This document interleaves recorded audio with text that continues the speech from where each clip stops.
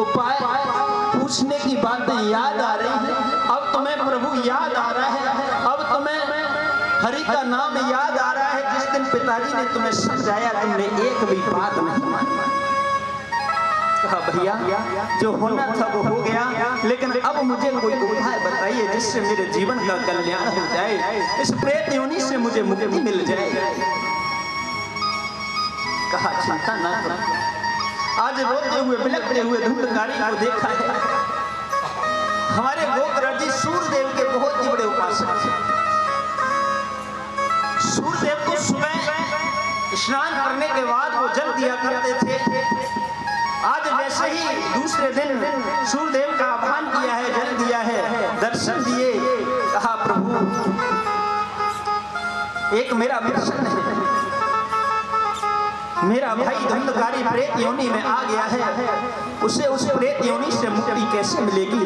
मुझे कोई उपाय बताइए, कोई मार्ग। कहा आप चिंता न करें, इस कलकाल में अगर आप वेद ग्रंथ श्रीमद् भागवत कथा का आयोजन करोगे और अगर वो कथा को मन लगा करके श्रवण करेगा, सुनेगा, तो अवश्य ही उसे इस प्रेत योनि से मुक्ति मिलेगी। गोकर्ण जी ने बताया जाता है, सारा विधान पूछा,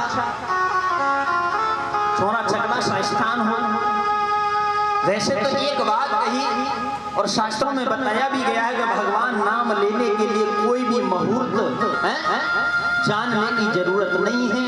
जब आपका मन करे, जब आपका मन चाहे तभी आप भगवान नाम ले सकते हैं, भगवान नाम उच्चार करा सकते हैं। लेकिन ये भी प्रभु की कृपा से ही होता है, हमारे तुम्हारे मन से, हमारे तुम्हारे कहने से नहीं।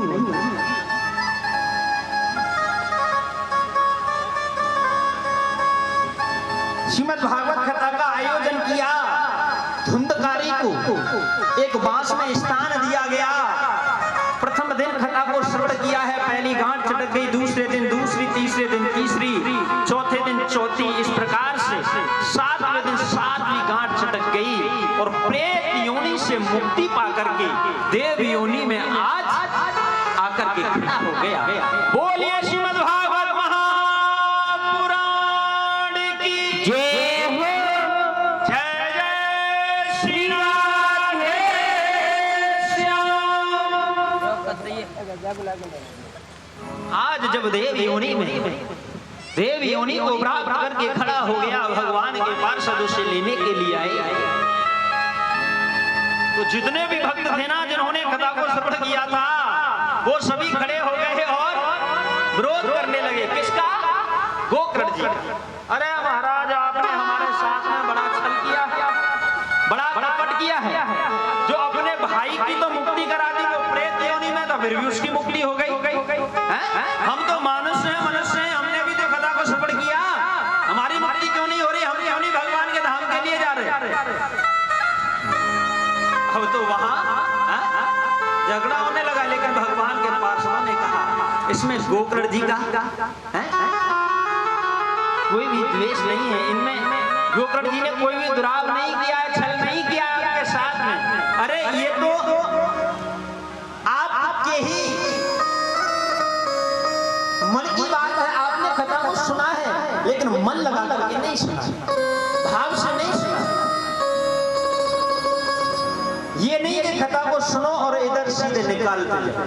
कुछ लोग ऐसे होते हैं, आपने देखा होगा, उनसे कहो कि चलो भाई भागवत हो रही है, चल रहे सुनेंगे, कुछ अच्छी बातें मिलेगी। लेकिन कुछ लोग होते हैं, अधिकतर सब नहीं, कुछ ही लोग होते हैं, वो एक ही जवाब देंगे आपको, अरे क्या करेंगे, ऐसी तो भागवत हमने सुन करके छोड़ दी, ऐसी तो भागवत हमने सुन करके छोड़ दी। अब आप विचार कीजिएगा, और वो सही कह रहे हैं, उन्होंने सुन करके छोड़ दिए हैं। अगर वो अपने जीवन में उतारते जो ऐसी बातें नहीं करते, तो हमें तुम्हें सुन करके छोड़नी नहीं है, हमें तुम्हें अपने जीवन में उतारनी है। सुन करके छोड़ देंगे तो धुंधकारी की, और धुंधकारी को तो खैर मुक्ति मिल गई महाराज, लेकिन जो धुंधकारी के साथ में जिन्होंने कथा को श्रवण किया था, ऐसा ही हमारे साथ में होगा।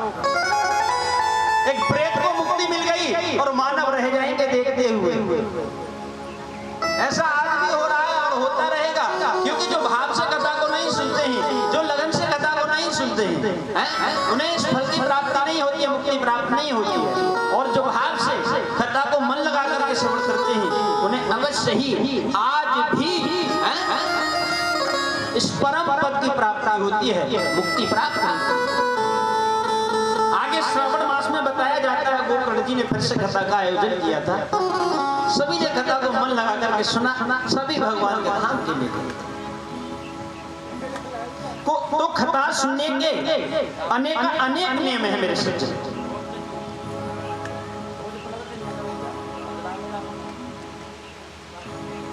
यानी बताया गया है, मुख्यतः प्रधान 3 अंग बताए हैं कथा श्रवण करने के। सबसे पहला है श्रद्धा, यानी श्रोता के मन में श्रद्धा होनी चाहिए, कथा को श्रवण करने की श्रद्धा होनी चाहिए, लगन होनी चाहिए। एकाग्रता के साथ आसन लगाकर कथा को श्रवण करे तो अवश्य ही उससे आनंद आएगा और अवश्य ही उससे मुक्ति प्राप्त होगा। दूसरा है यानी जिज्ञासा, श्रोता को जिज्ञासु होना चाहिए। यानी जैसे हम कोई भी अपना कार्य करते हैं, लगन के साथ करते हैं, टाइम टू टाइम करते हैं, अगर हम थोड़े भी लेट हो गए तो फिर हमारा काम फेल हो जाएगा। जैसे किसान अपनी खेती को करता है, टाइम टू टाइम पानी देना, खाद, सारी देखभाल, तो ऐसे ही जब 7 दिन कथा चले तो श्रोता जिज्ञासु होना चाहिए, लगन होनी चाहिए। यानी कथा 1 मिनट भी निकल न जाए। कथा से पहले जो